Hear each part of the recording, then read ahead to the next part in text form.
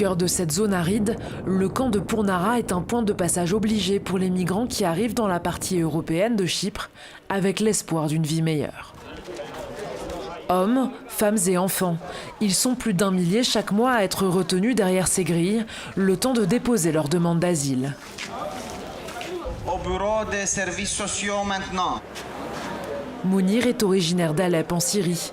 Il a traversé la Méditerranée sur un bateau pneumatique et vit dans ce préfabriqué depuis 2 semaines.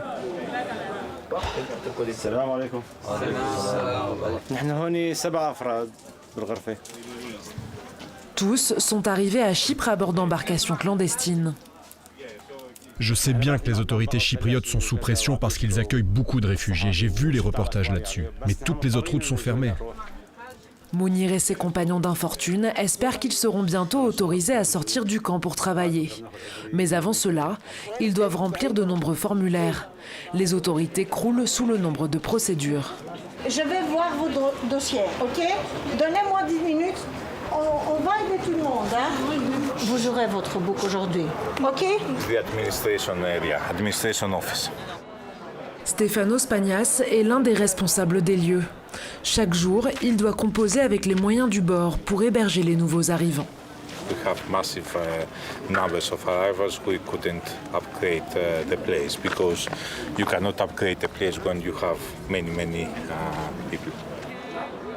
Les restrictions sanitaires liées à la pandémie ont également ralenti les procédures. Les migrants passent en moyenne 1 mois enfermés dans ce camp, sans climatisation, alors que les températures frôlent les 40 degrés à l'ombre. Pour limiter la surpopulation, le gouvernement chypriote construit un nouveau camp. Il devrait recevoir 800 personnes d'ici l'automne. Chaque mois, des centaines de migrants risquent leur vie en Méditerranée pour traverser les 160 km qui séparent Chypre des côtes libanaises. Voici Tripoli, la 2e ville du Liban. Ici, 75% de la population vit sous le seuil de pauvreté. Face à une crise économique d'une violence inouïe, la jeunesse a pour seul horizon l'exil. Ibrahim, 23 ans, a déjà tenté d'atteindre Chypre il y a 1 an. Mais son embarcation a eu une panne de moteur. Il a été ramené au Liban par une patrouille de secours, après 8 jours à la dérive. J'ai des photos d'avant le départ. On les a prises sur la plage. Je suis avec mon ami. Lui est toujours porté disparu. À bord de l'embarcation d'Ibrahim, 13 passagers sont morts, dont des nourrissons. Le premier jour où on était coincé, un petit enfant est mort. On a dû mettre son cadavre à l'eau. Le 2e jour, un autre enfant est mort aussi. On a dû faire pareil. Ça a durement affecté le moral des gens sur le bateau. Certains se sont mis à pleurer, à crier. Malgré le danger, Ibrahim veut tenter de nouveau de gagner Chypre avec l'un de ses amis. Ils doivent chacun rassembler l'équivalent de 1 500 € pour payer les passeurs.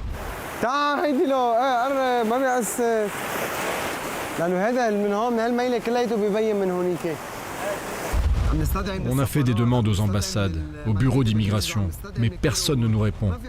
Donc on finit par partir de manière illégale.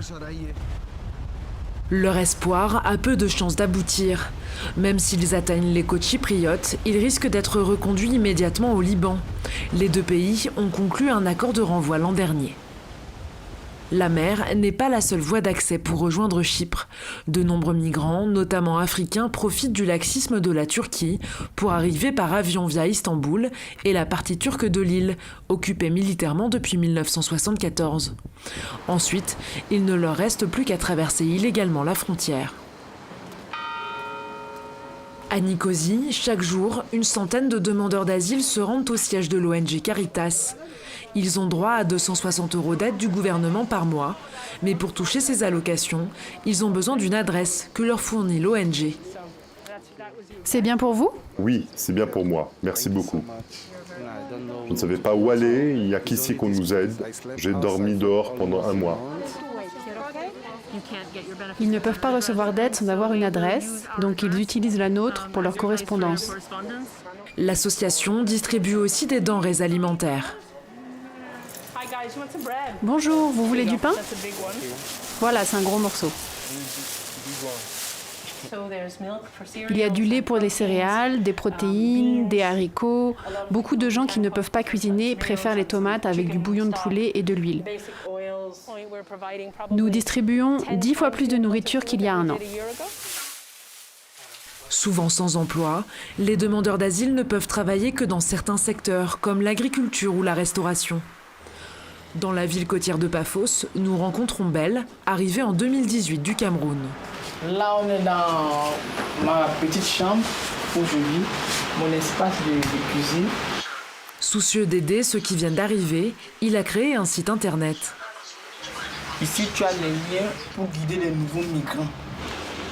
Une manière de se sentir utile en attendant d'être fixé sur son sort. Les autorités chypriotes mettent entre 3 et 5 ans à traiter un dossier. Mais tu ne peux pas envisager un futur. Donc c'est surtout cet avenir flou-là qui rend les gens emprisonnés dans la tête et qui les stresse. Comme Belle, ils sont 20 000 à espérer que leur demande aboutira.